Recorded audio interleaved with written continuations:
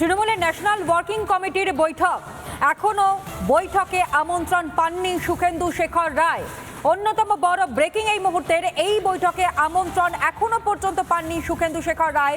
সূত্র মারফত এমনটাই খবর সামনে উঠে আসছে। তৃণমূলের ন্যাশনাল ওয়ার্কিং কমিটির এই বৈঠক এবং সেই বৈঠকেই এখনো পর্যন্ত ব্রাত্যই বলা চলে, তার কারণ এখনো পর্যন্ত এই বৈঠকে আমন্ত্রণ পাননি শুভেন্দু শেখর রায় বলেই সূত্র মারফত খবর। আর এই বিষয় নিয়ে আরো স্পষ্ট আমরা জানবো। অনুপম আমাদের প্রতিনিধি এই মুহূর্তে আমাদের সঙ্গে রয়েছে। অনুপম, কোথাও গিয়ে শুভেন্দু শেখর রায়ের কাছে এখনো পর্যন্ত এই আমন্ত্রণপত্র না যাওয়া বা তাকে ডেকে না পাঠানো, এটা কোথাও গিয়ে কোনো একটা ইঙ্গিত কি সামনে রাখছে?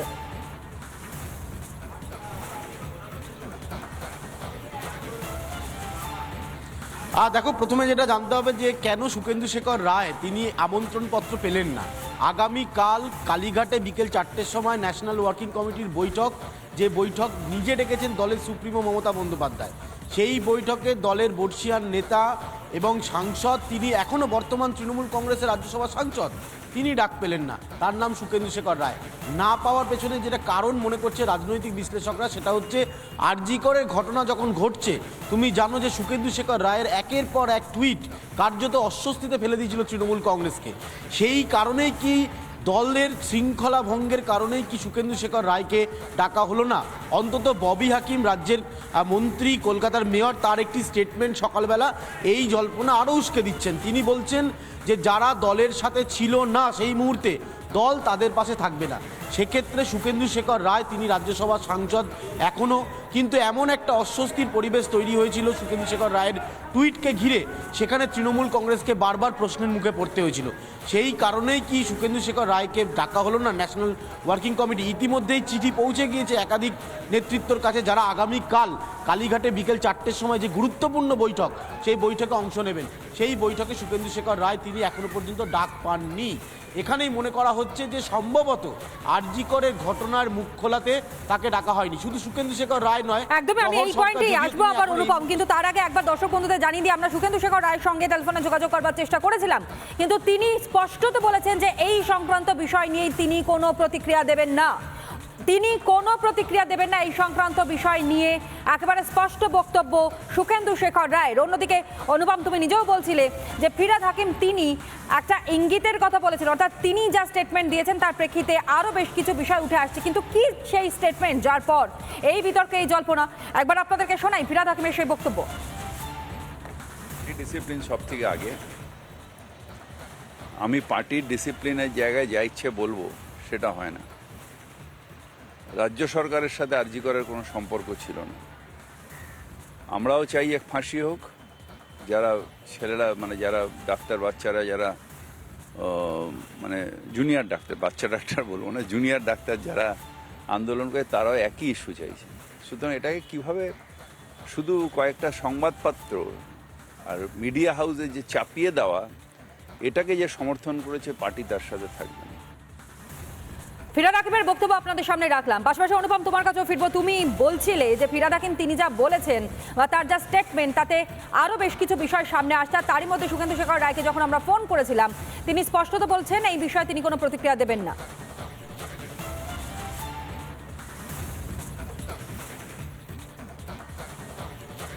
একদমই তাই। শুভেন্দু শেখর রায়ের এই প্রতিক্রিয়া এখনো পাওয়া গেল না। কিন্তু তোমাকে জানিয়ে রাখি যে ন্যাশনাল ওয়ার্কিং কমিটিতে এবারে যাদেরকে ডাকা হচ্ছে, তাদের মধ্যে থেকে অনেকেই এবার তারা আসতে পারবেন না। আমি তোমাকে জানিয়ে রাখি, তৃণমূলের জাতীয় কর্মসমিতির বৈঠক, এটা সম্ভবত 2023 সালে। সেখানে তালিকায় ছিলেন শুভেন্দু শেখর রায়, সেখানে তালিকায় ছিলেন পার্থ চট্টোপাধ্যায়, সেখানে তালিকায় ছিলেন অনুব্রত মণ্ডল, জ্যোতিপ্রিয় মল্লিক। এবছর যে ন্যাশনাল কমিটির মেম্বারের বৈঠক হবে আগামীকাল কালীঘাটে, সেই তালিকায় এরা আর থাকছেন না, কারণ বেশ কিছু লোক জেলবন্দি রয়েছে। তবে অনুব্রত মণ্ডল তিনি এই ন্যাশনাল ওয়ার্কিং কমিটির ডাক পেয়েছেন কিনা তিনি এখনও স্পষ্ট করে জানাননি। তবে আবারও বলছি, শুভেন্দু শেখর রায়ের অনুপস্থিতির কারণ খোঁজা হচ্ছে এই মুহূর্তে। রাজনৈতিক বিশ্লেষকরা তারা বলছেন আরজি কর নিয়ে মুখ খোলাতেই শুভেন্দু শেখর রায়কে কি এবার ন্যাশনাল ওয়ার্কিং কমিটির বৈঠকে ডাকল না তৃণমূল? অন্যদিকে ফিরহাদ হাকিমের একটি স্টেটমেন্ট, যেখানে তিনি বলছেন যে আরজি করের ঘটনার সাথে রাজ্য সরকারের ভূমিকা ছিল না, কিন্তু তাতে রাজ্য সরকারকে যেভাবে সমালোচনার মুখে পড়তে হয়েছে, দলের একাংশ করেছে, তাদের পাশে দল নেই। সেই একাংশের তালিকায় কিন্তু একেবারে উপরে রয়েছেন শুভেন্দু শেখর রায়। সেক্ষেত্রে দাঁড়িয়ে শুধু শুভেন্দু শেখর রায় নয়, জহর সরকারকেও আমরা দেখেছিলাম সেই সময় তিনি বারবার টুইট করছিলেন। সেই পরিস্থিতিতে দাঁড়িয়ে শুভেন্দু শেখর রায়কে না ডাকার পেছনে কারণ হিসাবে রাজনৈতিক বিশ্লেষকরা বলছেন আরজি কর নিয়ে মুখ খোলার কারণেই শুভেন্দু শেখর রায়কে এই ন্যাশনাল ওয়ার্কিং কমিটির যে বৈঠক সেই বৈঠকে ডাকা হলো।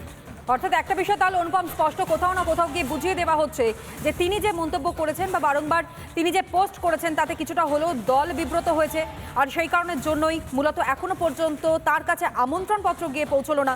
যাক, আপাতত তোমায় ধন্যবাদ জানাই, কিন্তু এরই পাশাপাশি আরও একবার আপনাদেরকে জানিয়ে রাখি, তৃণমূলের ন্যাশনাল ওয়ার্কিং কমিটির এই বৈঠক এবং সেই বৈঠকে আমন্ত্রণ পাননি এখনো পর্যন্ত শুভেন্দু শেখর রায়, এবং আগামীকালই রয়েছে এই বৈঠক তৃণমূলের ন্যাশনাল ওয়ার্কিং কমিটির, যেই বৈঠকের জন্য সকল সদস্যদের কাছে পৌঁছেছে চিঠি।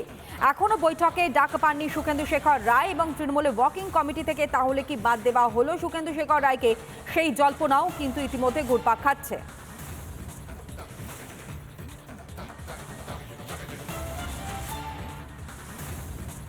অন্যদিকে আমরা যোগাযোগ করবার চেষ্টা করেছিলাম রাজ্যসভার সাংসদ তৃণমূল কংগ্রেসের শুভেন্দু শেখর রায়ের সঙ্গে, কিন্তু তিনি এই বিষয়ে কোনো প্রতিক্রিয়া দিতে চাননি।